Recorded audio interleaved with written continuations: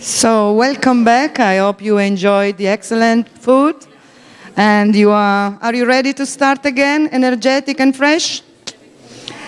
Before we start, as we are still downloading a couple of presentations, I have some announcements. 2 are very technical and practical. All presentations and also the video and the videos and then I would like to profit to thanks our television team that is shooting the videos, will be available.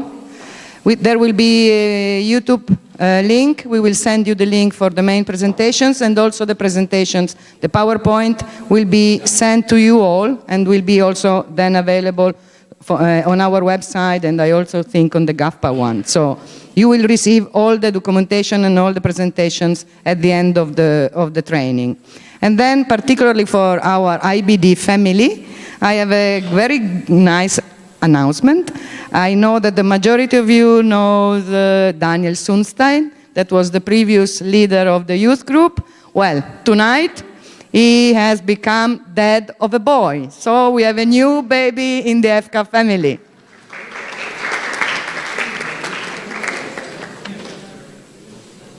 Are we ready? Where are you? You go there, okay. So, following our agenda, 1 second. I can sing a song. No. It's not the right moment, I'm too tired. Tell me when I can start.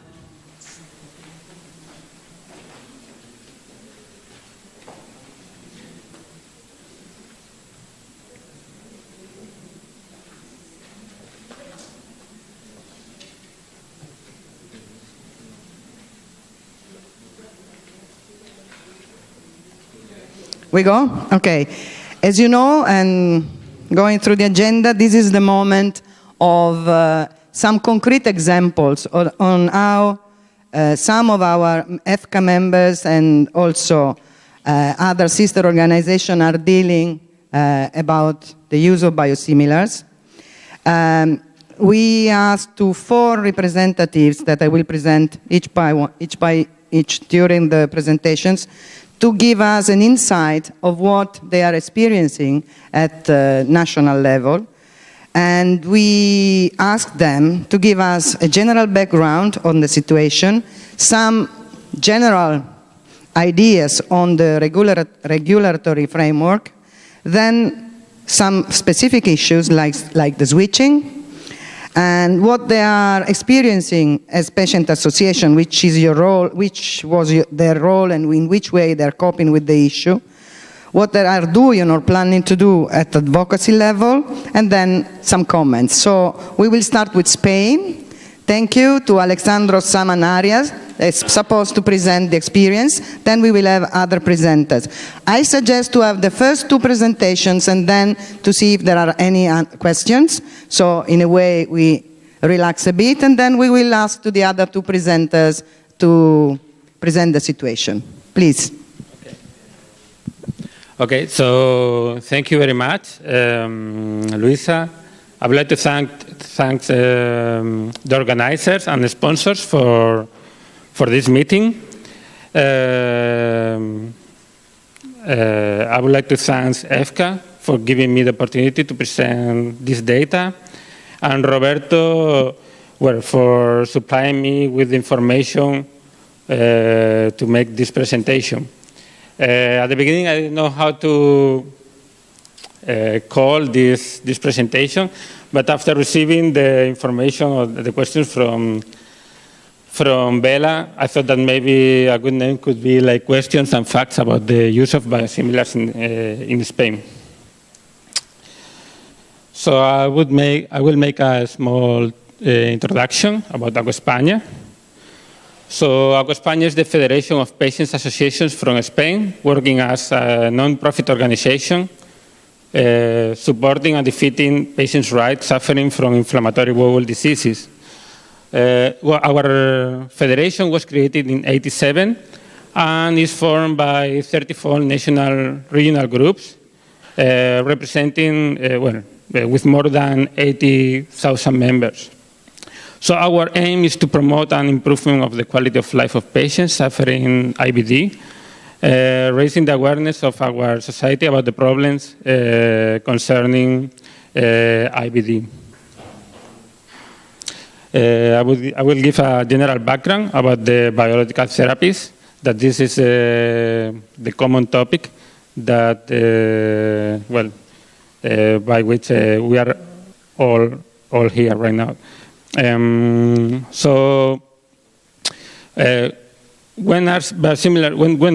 biosimilars were available in your country? So biosimilars started to be commercialized in Spain in February 2015 by two main companies, Kern Pharma and Aspira, with the biosimilar of Remicade called Remsima and Inflectra. These companies had the permit, or got the permit from the European Medicine Agency to commercialize these drugs, I think a few years before, but they started to commercialize it in 2015. The indication for treatment with these drugs are the same that the original has, infliximab, and includes ulcerative colitis and Crohn's disease. There's some problem with the presentation, but the question is that there is some, what's the variability with the use of biosimilars in Spain? So actually, there is a lot of variability for the use of biosimilars in Spain. So it depends on the region. So we get around like 20% of the potential candidates for biologics or biosimilars are being treated with them. And in different areas or in same areas, it depends on the hospital. So 100 of the patients are being treated with the sorry, there's a mistake. It's not biologics, it's biosimilars. Are being treated with biosimilars. In some other areas, so patients are not treated with biologics because biosimilars because they are not accepted. There's a lot of variability concerning hospitals accepting the opinion of the gastroenterologist. To the question, are biologic similars part of your national health system treatment option? So the answer is yes. And patients are treated by medical prescription. And there are some cases, for example, for the use of, in a compulsive use, for the case of Entyvio from Takeda in some hospitals. About the regulatory framework related to drug interchange, that this is one of the main points, controversial points in our country. So, I will make a small, define the regulatory framework briefly. So the European Medicine Agency does not include recommendations about the use of biosimilars as an interchangeable drug respect to the reference drug in Spain. So let the decision to be done by national agencies. Just a brief classification. So the exchange of a drug could be done in two ways. So if the drug is done by the physician, that's called drug exchange. And this is a medical practice based on exchange of the drug, and is expected to have the same clinical effect over the clinical profile of the patient. So if the substitution, or if the exchange is done by the pharmacist, this is called drug substitution. And when this happens, the pharmacist substitutes the prescribed drug by an equivalent drug. So in this case, the physician that prescribes the drug is not involved, and this action is considered automatic or involuntary. Coming back to the regulatory framework, so this base, so there's a regulation made by law, and where the law is published in the official state gazette. well, there are some exemptions for exchange of drugs. So, and this is those drugs defined by the Ministry of Health and Consumer. So, and it depends on the biodisponibility and the narrow therapeutical range. Exemptions for this exchange or substitution. So this is made very clear. And drugs that are not exchangeable without the physician acceptance, because it has to be linked to the physician, are biological drugs. And this includes insulins, heme derivatives, vaccines, biotechnology drugs, and also antibodies like the ones are being used for treating patients with IBD.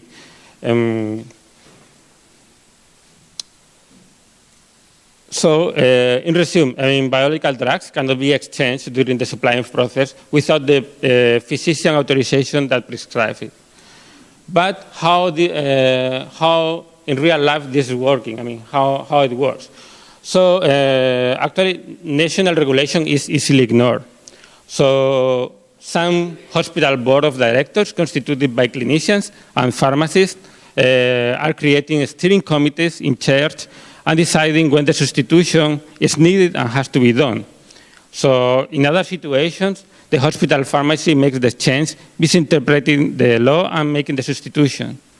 So also we found some weird cases where the change was made by the medical doctor in charge of the service to convince patients for the exchange against their medical doctor decision.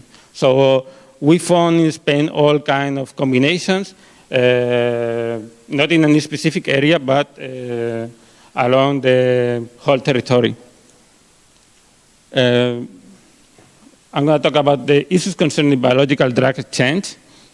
So, are patients informed of the switch? So, patients are not already informed. So, institutions and these committees, they didn't get in touch with us for any decision or nothing. Well, about medical doctors, are they informed? All kinds of cases too. So the normal standard has been to inform the physician about the exchange. Also, their decisions and opinions have been ignored. So what is normal at hospital is that the hospital, what they do is that, okay, they buy only one drug at the hospital, and they give it to the patients even when another biologic is prescribed. So why this is happening? This has been a common position in hospital. As you know, in Spain, we have, and we are still suffering from this economical crisis. And one easy way to save money, it is, instead of having a range of biological drugs to treat patients, okay, so what we can do is just to buy one drug and get a cheaper price, for this drug according to the amount that we order. So, this is what I was commenting to somebody during lunch. So I'm not justifying this position because it's very difficult to justify it. But I understand, thinking a political point of view, I understand why this happened. So if we ask doctors, I took this slide from internet, from Safe and Biologics, and actually there were some surveys related to asking physicians about their opinion about biologics. So I thought that, this was interesting. So in a situation where substitution by a pharmacist was an option in your country, how important would it be to you to have the authority to designate a biologic medicine as dispensed, as written, or do not substitute? So actually, physicians agree that this is very important. So, I think it should be these rules, because this is by law. Physicians they should be informed and should have the right to decide which is the best biological drug to treat patients. And I think that we agree with that. And this is written by law. And the law should be, law is law, and pharmacists should not have the right to change related to economical decisions or whatever. So about the Patients Association, so how much your patient association has been involved in the introduction of biosimilars in your country. So we didn't have any role, but this is because we were not even asked. So practically the patients didn't play any role, and well. About the advocacy work, well, have you been involved in any advocacy work as concerns the issue of biosimilars? Yes, I mean, we went to the maximum authorities from Spain, so to the health ministry. Roberto went to talk to the health minister, members of the parliament, regional politicians, hospital managers, representatives from scientific societies, etc.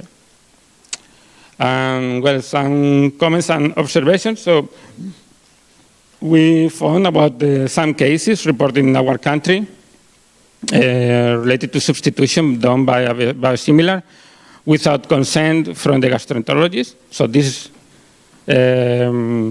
sometimes it has been normal in some cases, in some hospitals. Well, some of the patients develop an anaphylactic shock.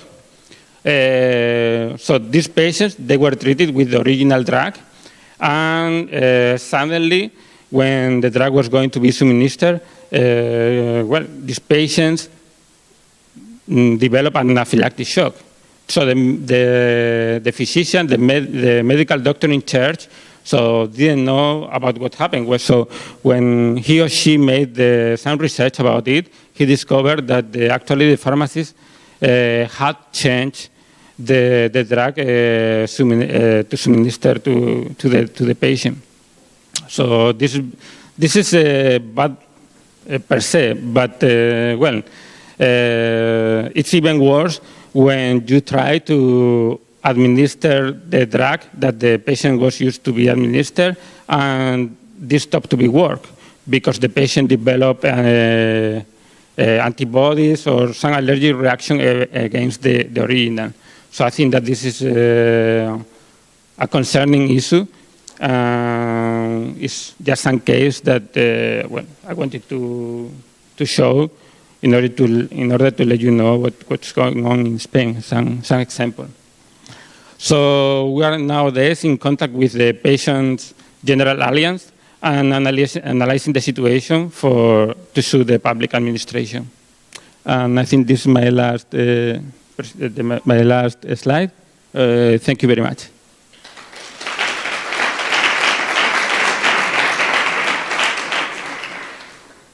So I don't know if there is any question. If I cannot ask, probably Roberto, he can do it, because he has more information about all this. Okay, so we will continue. Thank you. Thank you, Alessandro.